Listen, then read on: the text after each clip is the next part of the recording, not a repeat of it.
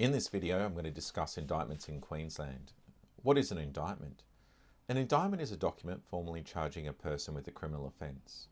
The indictment is drafted by the Office of the Director of Public Prosecutions, commonly referred to as the DPP. The DPP presents the indictment in the District or the Supreme Court. This means they give it to the court. The indictment lists each offence a defendant is charged with. For each offence on the indictment, the following details will be included: the date of the alleged offence, the suburb where the offence is alleged to have occurred, the text of the charge for the offence, the name of any complainant for the offence. Who can sign an indictment? Not anyone can just sign an indictment. There's a limited number of persons who can sign an indictment. These persons are 1. The Director of Public Prosecutions, the man or woman him or herself, a Crown Prosecutor, or a person who has been given the commission to prosecute. What happens before the indictment is presented in the District or Supreme Court? Before an indictment is presented in the court, the DPP sends the defence the following. 1. A document, and that's called a notice of trial. The notice of trial tells you the date the indictment will be presented in the court. It will say which court, that is the District or Supreme Court.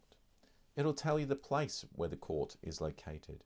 For example, whether it's Brisbane, Southport, Ipswich, Maroochydore. If you have a lawyer acting for you, you do not need to go to court.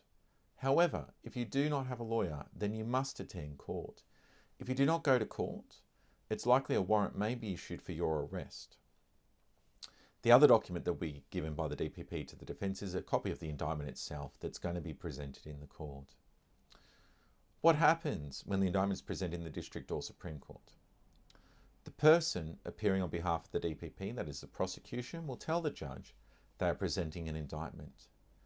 The judge will expect the defence to advise them what is going to happen. For example, your case could be listed for a further mention, so you can have a meeting with a barrister. Your case could be listed for a pre-trial hearing, could be listed for trial, or even listed for sentence hearing. There are many possibilities of what can happen when the indictment is presented. The main thing is, it's important you know what you want to ask for before you go to court. You might be wondering what an indictment looks like.